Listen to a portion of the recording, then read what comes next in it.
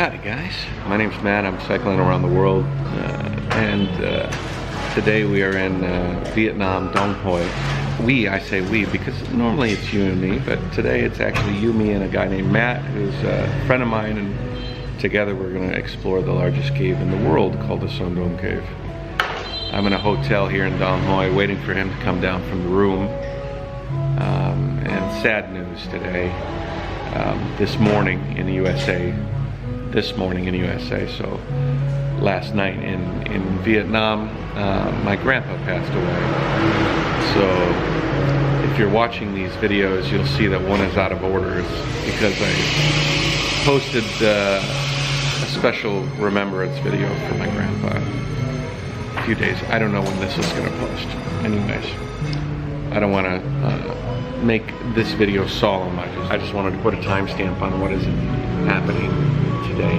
This is Matt's really like his first morning in Vietnam, and he's gonna have some Vietnamese coffee, so I'm waiting for him to come down. I want him to try it. What's up? First morning in Vietnam, right?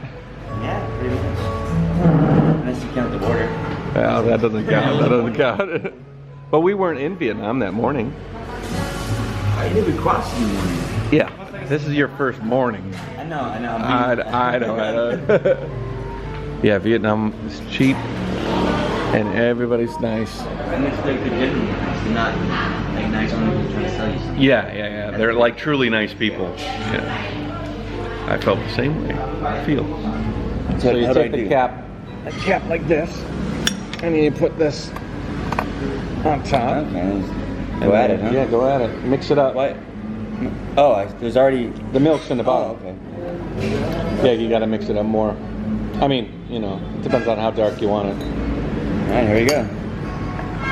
Bottoms up.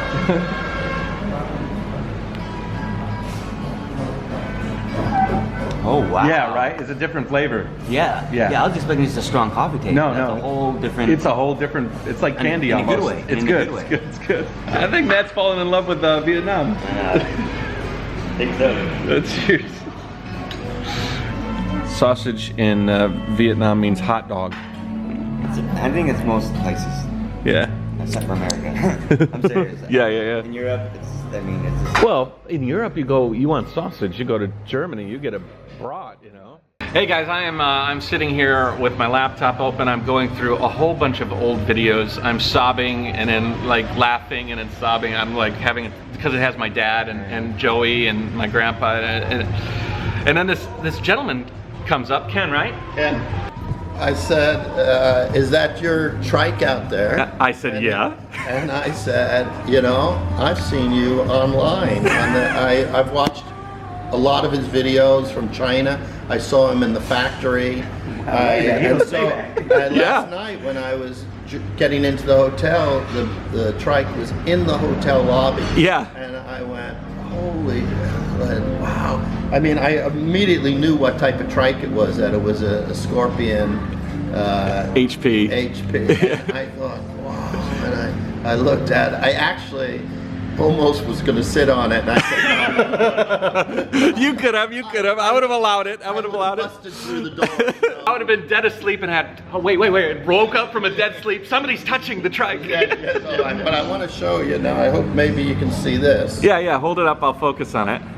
All right, we can see that very clear. That's my trike. It's called a Fat Tad, and it's a electric trike. It's been modified. Originally it wasn't. And it's the love of my life. I'd hate to say this, but my wife died, and you know, I was pretty sad and sorrowful, and I thought, you know, I need something to do. Yeah. And so I got that. I looked online, and that's where I saw Matt's video. So when I saw that one of a guy who's traveling in Vietnam, and what are the odds? What are the odds? What are the odds? Yeah. Dong Hoi, Vietnam, at some hotel, like, gentleman comes in, JaYoe Matt. yeah. That just shows the reach of the message, you know? Just the reach. Well, my question is, do you want to ride the tiger duck or not? Yes, I do. Sure. Let's go. All right, let me just... Yeah. All right, great break. Yeah, great breaks. All right, I'm ready, I think. Yeah, there you go. I'll follow the cows. Yeah, go get the cows. Purposes. Yeah. Follow the cow.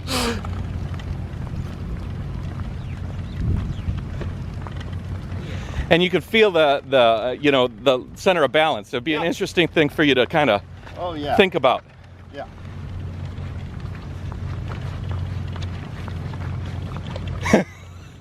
They don't know what to make of you. What a small world it is. So crazy.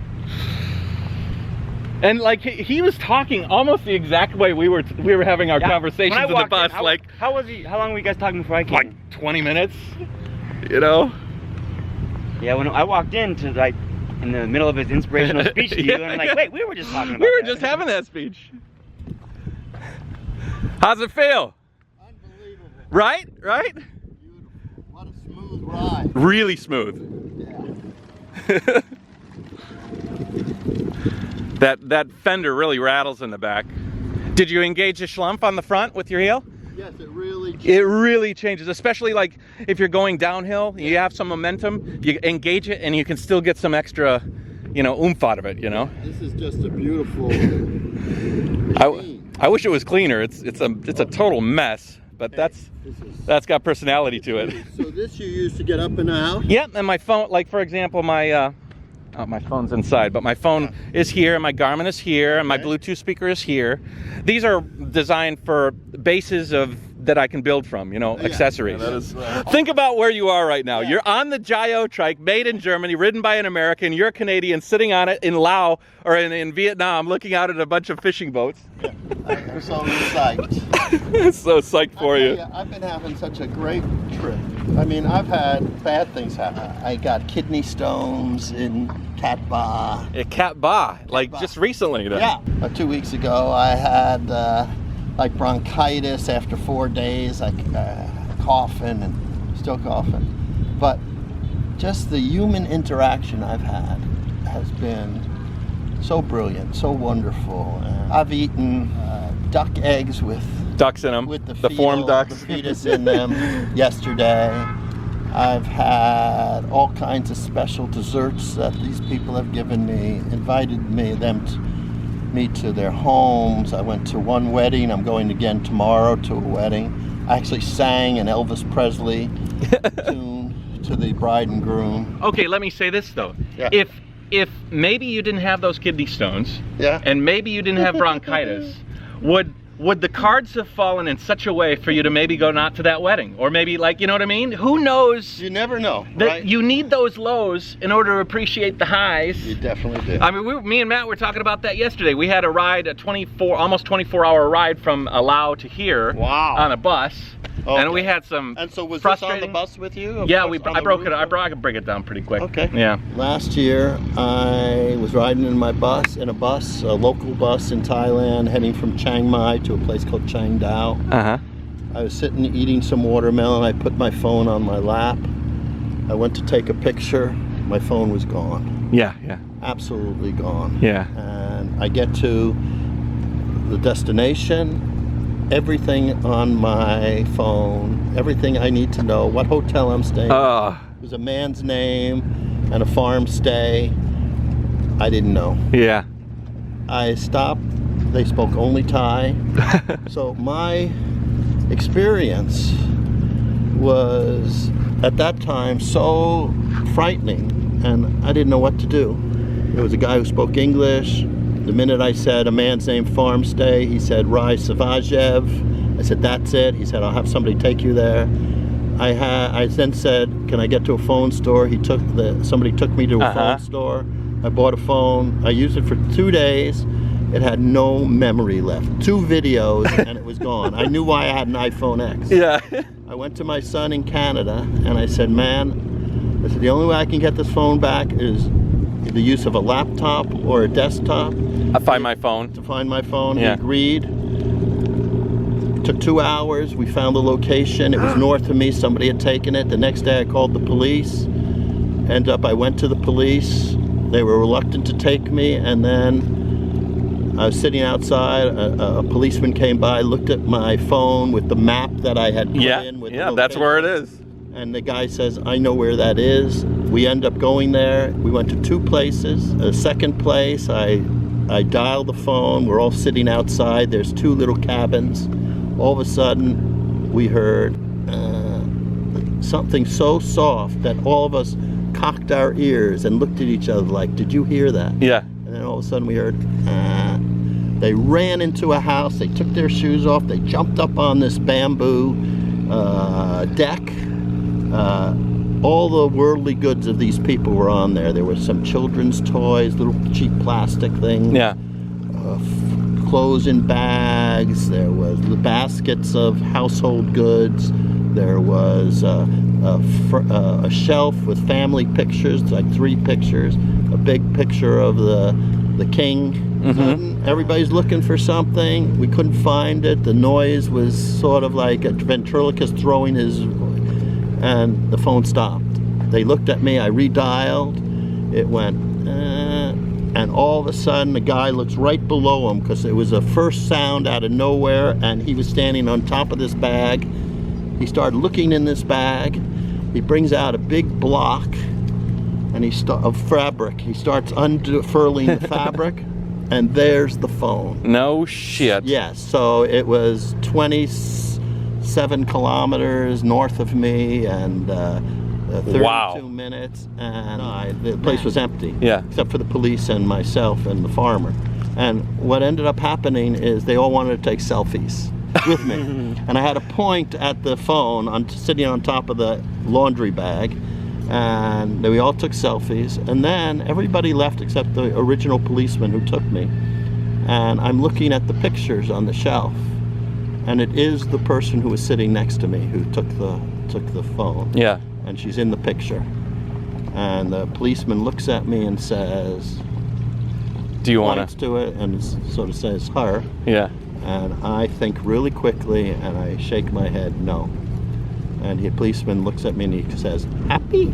And I said, happy. Oh, nice. And he said, let's go. Yeah. And so I decided that if you saw the poverty or the house that this person lived in, yeah, and what most of us have, I could understand why somebody, I assume that maybe that phone fell off my lap. Yeah.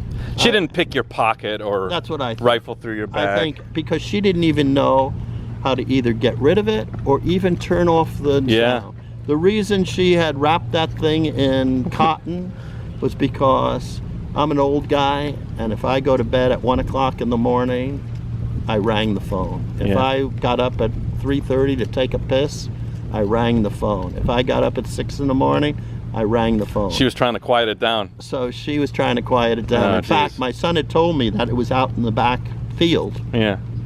And then that morning he contacted me to say he thought they moved it into the house. So that's the reason, because it was bothering them. Oh, jeez. But anyway. That's a good turn. That's a good story. A good story of how, my phone was stolen in Ha Long Bay.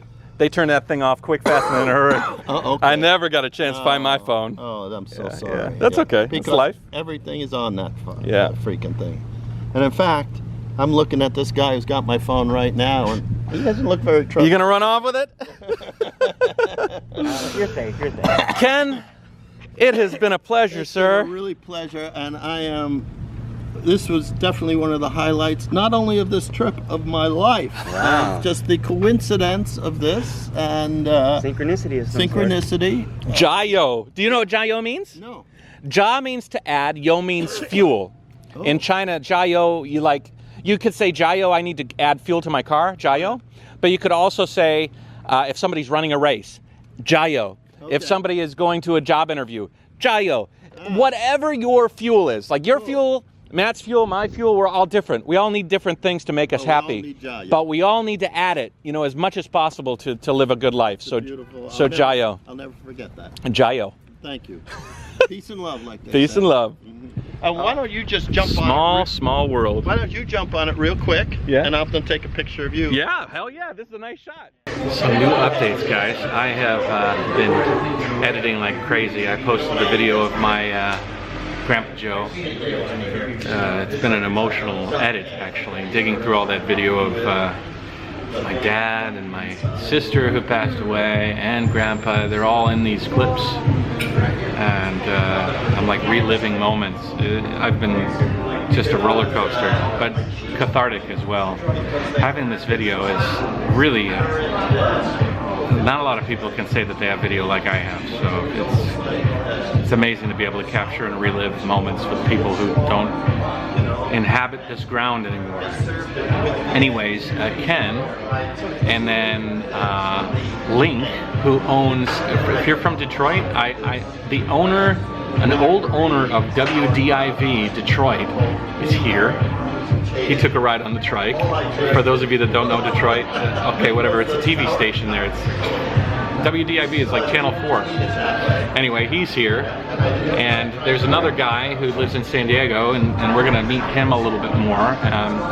He is gonna maybe interview me on a podcast that he's working on, like Global Traveler Podcast. Maybe you can talk, he'll talk to you about his thing too, but interesting connections. Matt's gonna stay upstairs and relax. I'm gonna go to dinner with these guys, and we'll catch up with a whole new set of crew members. I think they'll be interesting. Ken is a talker. He's a socialite extraordinaire. I'll catch you up on the street. Okay, guys, we're mobile. This is Eddie. Eddie and I, we're gonna do a little chit chat later for a podcast. Yep. Pretty neat. Yeah. Pretty neat. You'll learn a little bit about Eddie a little later. Sounds good. You know Ken though. You know Ken, this guy over here. You'll learn a little bit more about him too. Eddie recommended a place that makes fantastic fish and seafood. So, well, I think that was this guy here. Link, right? What's his name? Link. Yeah. Now Link here, I let him ride the Trike yesterday. Yes, you did. Did you enjoy it? Absolutely. I think I'm going to go home and buy one. Link and I have a connection, which is very strange. You used to manage or WDIV? Is that okay to talk about? Yep. Okay. Years ago. That is just crazy small world things happening the past couple of days.